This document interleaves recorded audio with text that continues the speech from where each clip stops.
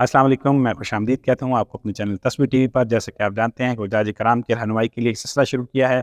उसी सिलसिले के एक नए एपिसोड के साथ आज आपकी खिदमत में हाजिर हूँ और वो ख़ास टॉपिक ये है कि क्या आप अपने उम्र रसीदा अफराद, अपने वालदैन, बुज़ुर्ग वालदैन को हज के सफ़र पर अकेले भेज सकते हैं या नहीं।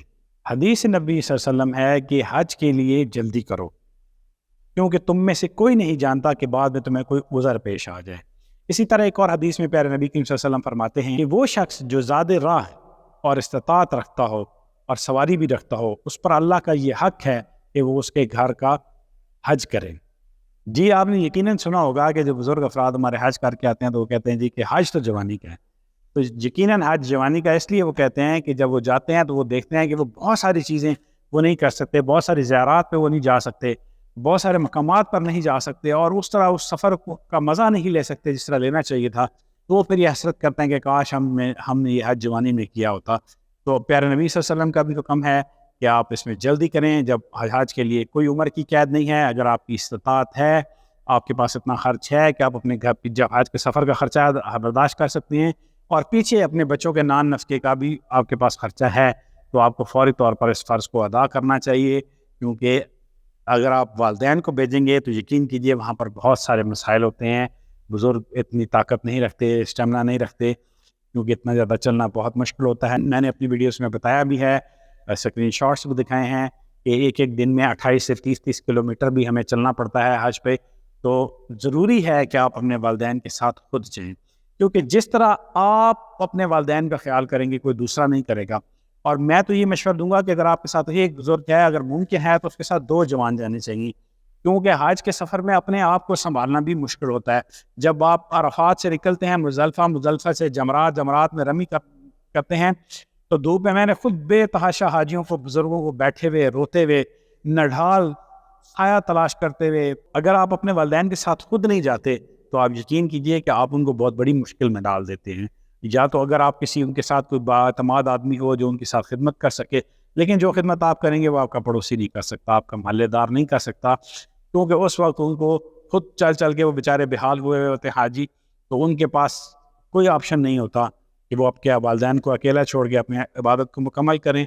लेकिन जब औलाद होती है तो वो अपने वालदैन को किसी सूरत में भी अकेला नहीं छोड़ दिया। आप बेशक 1 साल सब्र कर जाएँ, 2 साल सब्र कर जाएँ, अपने पैसे इकट्ठे कर लें, इस काबिल हो जाएँ कि आप अपने वालदैन के साथ जाएँ, तब आपको वालदैन के साथ जाकर हज करना चाहिए। देखें, वहाँ पर बहुत सारे मसाइल होते हैं, सिर्फ व्हील चेयर के मसाइल नहीं होते हैं। बुज़ुर्ग होते हैं, सादा तबीयत होते हैं, उन पहली दफ़ा हज कर रहे होते हैं, उनको हज के अरकान का नहीं पता होता, वाजिबात का नहीं पता होता। बहुत जगह पे मैंने हाजियों को गलती करते हुए देखा है।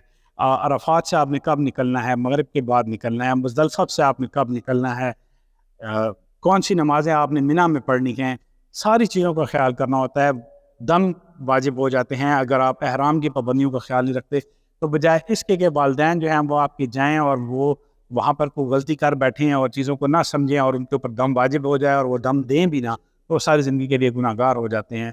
तो एक अच्छे समझदार आदमी का उनके साथ होना ज़रूरी है, जो हर लम्हा उनकी रहनुमाई भी करे, उनको वाजिबात का भी बताए, उनको फ़राइज़ का भी बताए, मनासिक का भी बताए, उनको इस साथ सपोर्ट भी करे। क्योंकि अगर बुज़ुर्ग हैं वो होटल से 3 से 4 किलोमीटर उनको हरम तक चल के जाना पड़ता है। नॉर्मल रूटीन में हमारे बुज़ुर्ग 3-4 किलोमीटर नहीं चलते। अगर वो 3 से 4 किलोमीटर चलकर होटल जाएँगे, होटल से हरम जाएँगे, वहाँ जाते हैं, वहाँ उनका वज़ू टूट जाता है, फिर उनको वापस बाहर 2 किलोमीटर आना पड़ता है, फिर अंदर जाना पड़ता है। ये बड़ी मुश्किल हो जाती है। अगर कोई जवान साथ हो तो वो व्हील चेयर पे फ़ौरी तौर पे अपने वालदा या वालिद को बिठाए और भागता हुआ जनाब उनको वॉशरूम तक लेकर जाए, वो वज़ू करें, दोबारा वापस आ जाएँ। और इसके अलावा रास्ते भूल जाते हैं। मैंने खुद वो लोगों को रास्ता भटके हुए बहुत लोगों हज तकरीबन सब ने देखा होगा। मैं आपको बताऊं कि मैं वालदैन को तवाफ़ ज़ियारा कराने के बाद जब वापस लेके जा रहा था, वो बीमार से, तो मैं उनको खैमे में लेके जाने की बजाय होटल लेकर जा रहा था। जब होटल लेकर जा रहा था तो हमारे साथ टैक्सी में 2 इंडियन बैठ गए, खातून मियाँ बीवी थे, बुजुर्ग थे, बेचारे थके नढाल, इस कदर थके हुए थे, बात करने के मुकाबिल नहीं थे वो। और वो उसने टैक्सी ड्राइवर ने उनको बिठा लिया, टैक्सी ड्राइवर ने बिठाया और हमारे सामने उसने उनको, मेरे पास तो गूगल मैप था, मैं तो मैप्स की आगाही रखता था, मैं मैप से डायरेक्शन देख कर जा रहा था। उसको मैंने कहा था मुझे इस जगह पे उतारना है। वो जनाब उनको रास्ते में, आधे रास्ते में बेचारों को उठा, उससे 200 दिरहम भी, उससे 200 रियाल भी ले लिए और उनको आधे रास्ते में छोड़कर चला गया। जहाँ पर उसने उनको छोड़ा वहाँ से भी उनको 5 سے 7 کلومیٹر آگے چلنا پڑے گا. تو بھائی آپ یہ دیکھیں کہ بہت مسائل ہوتے ہیں, بزرگ ان چیزوں کو نہیں سمجھتے. نیا شہر ہوتا ہے, نیا ملک ہوتا ہے, نئے راستے ہوتے ہیں, لاکھوں افراد ہوتے ہیں, ایک جیسے خیمے ہوتے ہیں, ایک جیسا لباس ہوتا ہے, تو وہاں پر بندہ گم جاتا ہے اور بڑے مسائل ہوتے ہیں.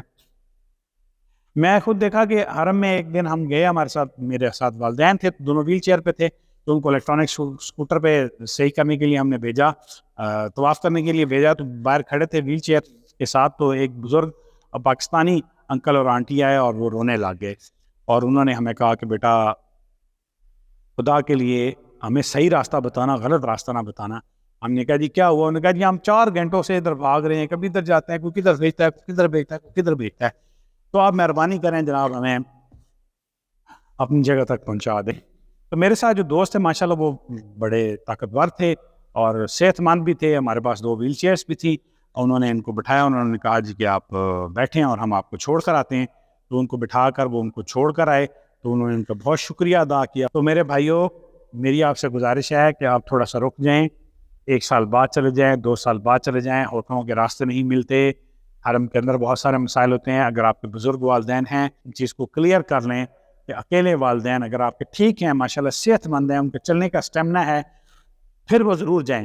لیکن اگر ان کو ویل چیئر کی سپورٹ کی ضرورت ہے, یا وہ جسمانی طور پر کمزور ہیں اور بیمار ہیں, تو قطعاً ان کو اکیلے مت بھیجیں. اگر اللہ نے آپ کو استطاعت دی ہے اور آپ کو شوق ہے کہ آپ اپنے والدین کو حج کروائیں یا عمرہ کروائیں, تو پھر آپ ان کے ساتھ خود چلیں. جاتے مجھے اجازت دیجیے, میرے چینل کو لائک کریں, سبسکرائب کریں اور شیئر کریں. اللہ حافظ.